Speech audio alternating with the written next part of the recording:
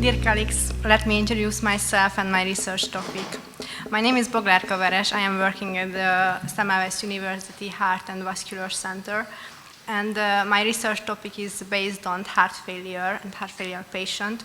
And my vision is to help heart failure patients receive the most effective evidence-based therapy.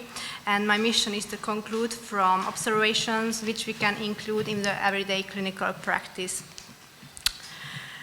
Let me introduce my first project, which we started in September. It is about the benefit of adding a defibrillator to cardiac resynchronization therapy. Cardiac resynchronization therapy, as we know, with or without a defibrillator, is an effective treatment in selected patients with heart failure and severely reduced left ventricular function. However, the benefit of CRT-D over CRT-P is still unclear, mostly because no head-to-head randomized controlled trials have been designed for compare these two treatments. While CRT-D may further improve survival over CRT-P by reducing arrhythmic death, it does also add defibrillator-specific risk, such as lead failure and inappropriate shocks, as well as cost. So our aim was to evaluate the long-term benefit of adding a defibrillator to CRT and to compare CRT-D to CRT-P regarding all-cause mortality and cardiovascular mortality. Here you can see our clinical question. We would like to compare CRT-D to CRT-P regarding all-cause mortality and cardiovascular mortality, and our hypothesis is that CRT-D is superior to CRT-P.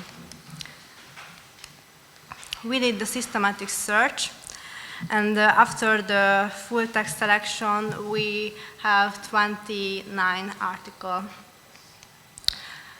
Let me show our first results. We wanted to evaluate all-cause mortality because this is the hardest outcome regarding CRT and regarding heart failure patients, because heart failure patients have a high mortality rate. As you can see, the heterogeneity is moderate, and we can see a tendency that CRT-D can reduce mortality by 28%. We wanted to see the all-cause mortality based on propensity score matching because it is a very valuable method to measure observational studies, and this is the closest way to get a clinical trial.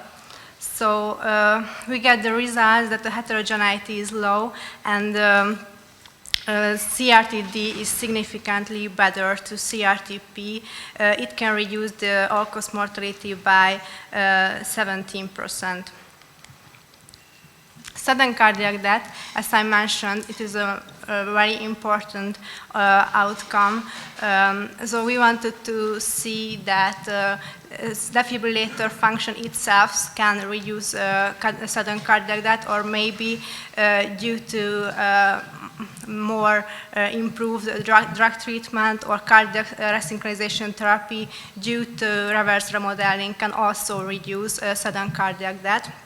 And we get an interesting result. As you can see, the heterogeneity is low, but our ratio is very influential.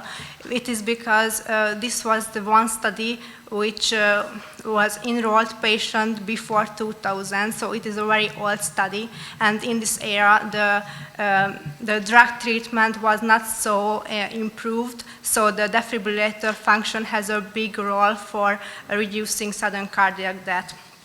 So we can see the CRT-D can reduce sudden cardiac death significantly by 55%, as our data suggests. We have additional outcomes also: CV mortality, heart failure mortality, and non-cardiac death. We have just 3 articles because these outcomes are really hard to extract from observational studies because these are retrospective trials. But we can see that regarding non-cardiac death, CRT-D is superior to CRT-P, but in the other 2 cases, we just see a tendency for CRT-D. So our implication for practice that we should consider implanting CRT devices compared to CRT-P, especially for younger patients or patients who have a higher risk for sudden cardiac death. And our implication for research that it is essential to define subgroup analysis who can benefit from CRT implantation more precisely. The strength is in the previous meta, they used only 4 articles regarding propensity score matching. We could analyze 8 articles, so it is a prestigious data. And our limitation is that there are just observational studies, and regarding additional outcomes, we have only 3 articles, and the gross article has a massive influence on our results. So based on our results, CRTD is superior to CRT-P regarding all-cause mortality, sudden cardiac death, and non-cardiac death, and we see a tendency regarding HF mortality and CV mortality. Our second project is about remote monitoring therapy. So we know that annual hospitalizations related to heart failure in the USA and Europe are estimated over 1 million. Remote monitoring in heart failure patients is an approach used by clinicians to enable earlier interventions in cases of disease progression. However, the guideline is recommending remote monitoring at a high level, but there is no exact evidence for using it. And in Hungary, this system is underused. But in this period, pandemic period, if I can say, it will significantly reduce the burden on hospitals. So our aim is to assess whether the use of continuous remote monitoring in heart failure patients leads to reduction in all-cause mortality, heart failure hospitalization rate, and cardiovascular-related hospitalization compared to regular in-clinic follow-up. Here you can see our clinical question. So we would like to compare continuous invasive remote monitoring to regular in-clinic follow-up, and our hypothesis is that invasive remote monitoring is non-inferior to standard care. We did the preliminary search, and we did the title abstract selection yet. Thank you for your attention.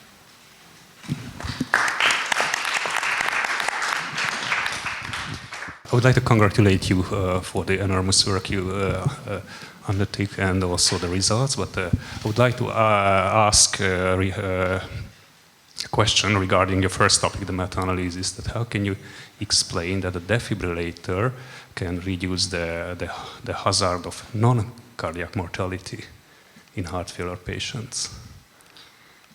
Yes. Well, data are quite scarce, I see, on your third line. Yes. But how could you explain that? It's quite an impressive reduction. Yes. So I have to say that these are observational studies, and we have to be cautious for these results because we have to know that these patient populations are quite different. So we know that CRTD patients are sometimes younger. CRT patient is an older patient population with more comorbidities. So the reason can be this: just CRTD patient is a younger population. And were they propensity score matched?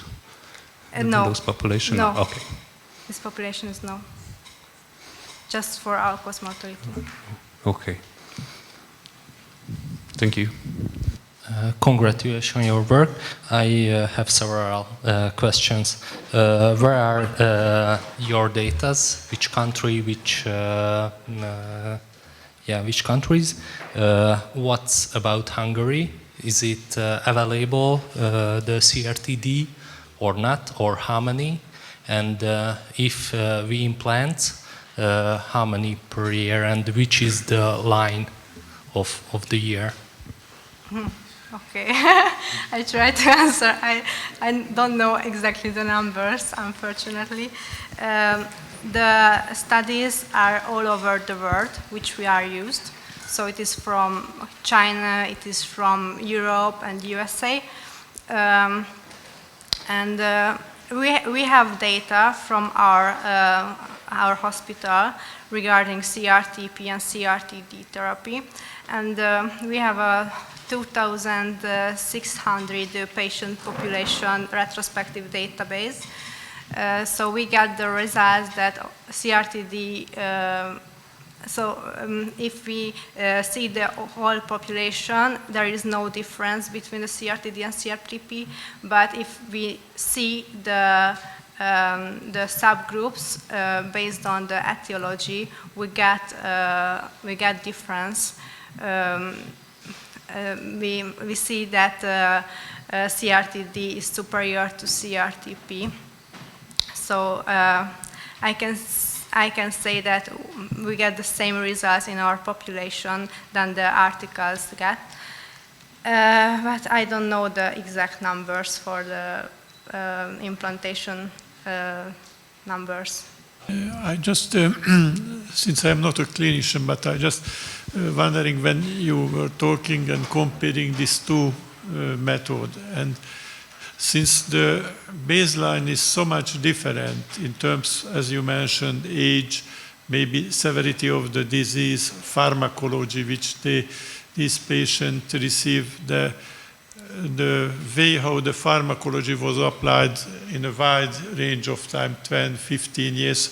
So it is not clear to me how can you really compare these two intervention if you don't specify very definitely the subgroups. Yeah, it was hard for the statistician also because the follow-up periods are also different for these studies.